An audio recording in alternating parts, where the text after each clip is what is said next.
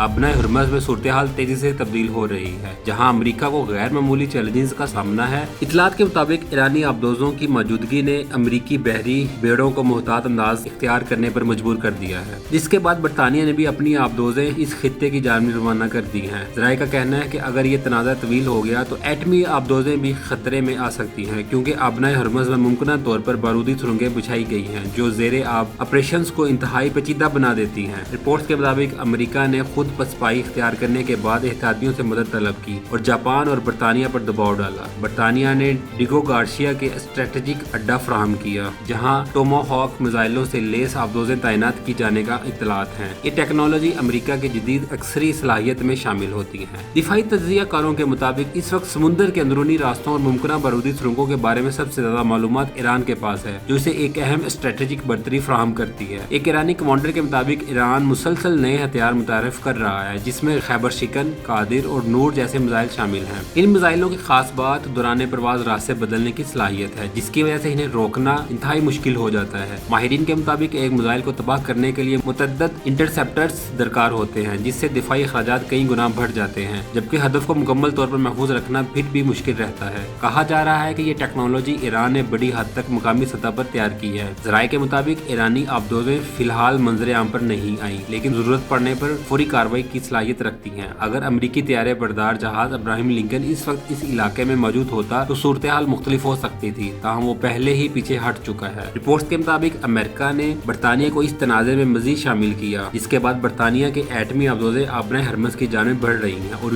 वो खुद भी एक हसास सूरत हाल का हिस्सा बनता जा रहा है। ईरानी आबदोजें जदीद मिसाइल सिस्टम से लेस बताई जाती हैं, जो समुद्र में पोशीदा रहकर बड़े बहरी बेड़ों को निशाना बनाने की सलाहियत रखती हैं। तज्जियाकार खबरदार करते हैं, अगर बरतानिया की जानिब से कोई जारहाना इकदाम किया गया तो इसे भारी नुकसान उठाना पड़ सकता है। ईरान ने ताहाल डिगो गार्सिया के निशाना नहीं बनाया, ताहम हालात बिगड़ने की सूरत में ये अमकान रद्द नहीं किया जा सकता। ईरानी मिसाइलों की रेंज हजारों किलोमीटर तक बताई जाती है, जिसके बाद यूरोप भी मुमकिन खतरे की जद में आ सकता है। दूसरी जानिब अमेरिका मुज़ाकरात की बात कर रहा है, ताहम इसराइल की पॉलिसी इस राह में रुकावट समझी जा रही है। अगर अमेरिका ने इस पॉलिसी को जारी रखा तो इसका असर न सिर्फ अमेरिका बल्कि बरतानिया पर भी पड़ सकता है।